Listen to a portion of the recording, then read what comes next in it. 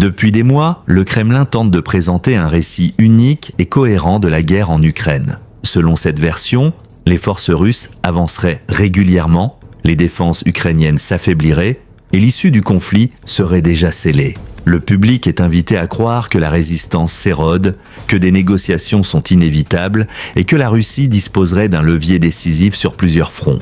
Mais lorsqu'on examine ces affirmations de plus près, elles ne correspondent pas à la réalité observée sur le terrain. Si vous voulez comprendre ce qui se passe réellement, restez avec nous. Ce qui suit révèle une image très différente. Malgré des déclarations répétées de percées décisives, plusieurs villes annoncées comme conquises restent disputées. Les engagements autour de Pokrovsk, Kupiansk et Siversk se poursuivent, avec des forces ukrainiennes qui tiennent leur position et, dans certains secteurs, reprennent même du terrain. Ces faits contrastent fortement avec les discours évoquant des avancées rapides et irréversibles. Des observateurs militaires indépendants soulignent que l'objectif de ces annonces n'est pas tactique mais informationnel. Il s'agit de façonner les perceptions, notamment auprès des opinions publiques occidentales, en suggérant que le soutien à l'Ukraine serait devenu inutile. Des responsables de la défense estonienne ont publiquement qualifié ces actions d'opérations cognitives destinées à influencer les décisions politiques plutôt qu'à décrire fidèlement la situation militaire. Derrière ces déclarations, les forces russes font face à une pression croissante.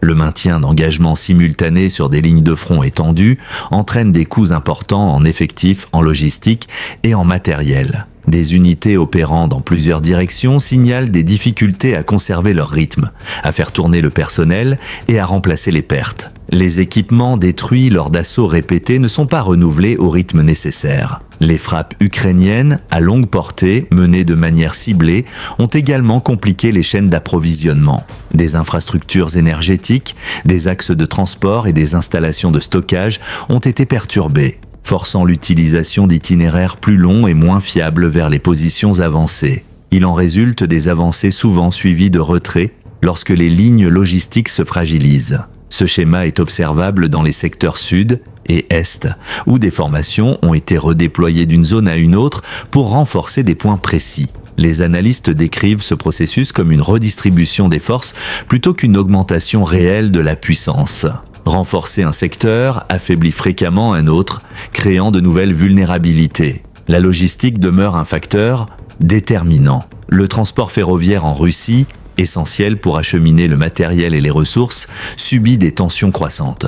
La baisse des volumes transportés, l'augmentation des besoins de maintenance et les difficultés financières du secteur ralentissent les livraisons. Ces problèmes affectent non seulement les opérations en Ukraine, mais aussi la préparation militaire à l'intérieur même de la Russie. Au niveau tactique, les pénuries ont des effets concrets. Des unités engagées sans équipement de protection suffisant ou sans soutien motorisé peinent à soutenir des opérations prolongées. Lorsque les routes d'approvisionnement sont interrompues, même des contre-engagements ukrainiens limités peuvent annuler des gains qui semblaient instabilisés quelques jours auparavant. Kupiansk illustre clairement cette dynamique.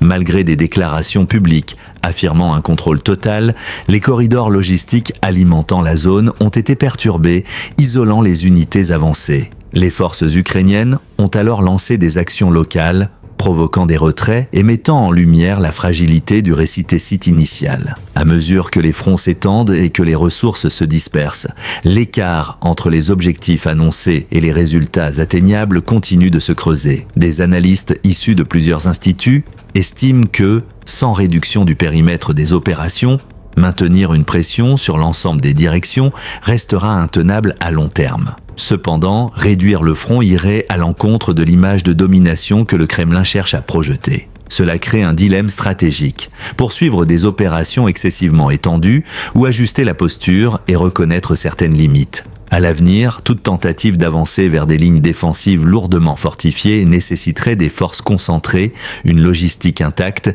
et des flux d'équipements constants. Les conditions actuelles indiquent que ces prérequis ne sont pas entièrement réunis. Ce qui se dessine n'est donc pas une succession de percées spectaculaires, mais un conflit dominé par l'endurance, la logistique et la crédibilité. Le terrain révèle des réalités que les déclarations officielles ne peuvent dissimuler. Au-delà des lignes de front, la pression exercée par des opérations prolongées se reflète désormais dans les décisions de commandement. Des rapports indiquent que certaines unités doivent tenir des positions sur de longues périodes sans rotation suffisante, ce qui accroît la fatigue et réduit la flexibilité opérationnelle. Avec le temps, cela érode la cohésion et limite la capacité à réagir rapidement aux évolutions imprévues. Les pertes de matériel influencent également les choix stratégiques.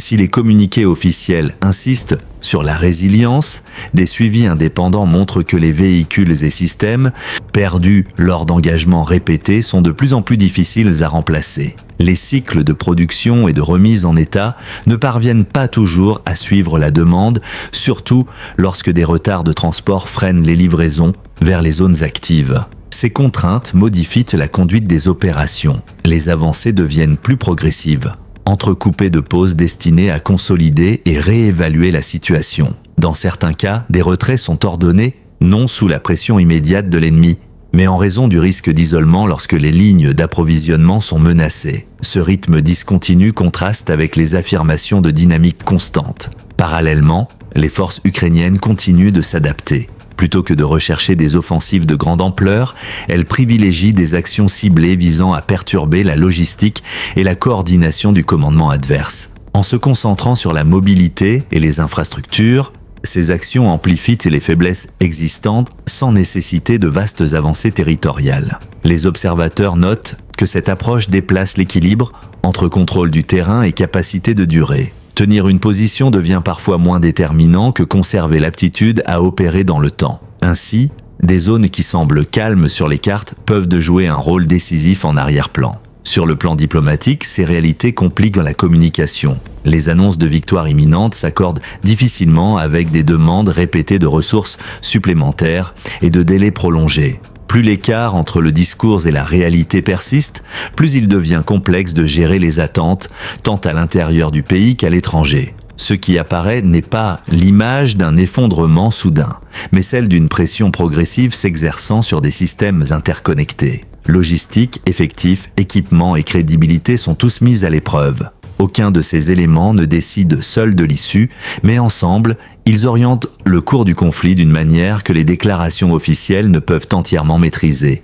Dans ce contexte, la question du temps devient centrale. Plus le conflit se prolonge sous cette forme, plus les déséquilibres structurels gagnent en importance. Les décisions prises aujourd'hui ne produisent pas seulement des effets immédiats, mais conditionnent la capacité à soutenir l'effort dans la durée. Chaque engagement, chaque redéploiement, chaque retard logistique pèse sur les choix futurs. Les analystes soulignent également que la gestion des attentes joue désormais un rôle clé. Lorsque les résultats annoncés ne se matérialisent pas, la crédibilité des messages officiels s'érode progressivement. Cela complique la mobilisation interne, mais aussi la coordination avec des partenaires extérieurs qui ajustent leurs propres évaluations en fonction de données observables plutôt que de déclarations. Ainsi, le conflit évolue vers une phase où la perception, la soutenabilité et la cohérence stratégique deviennent aussi déterminantes que les mouvements sur le terrain. C'est dans cet espace, moins visible,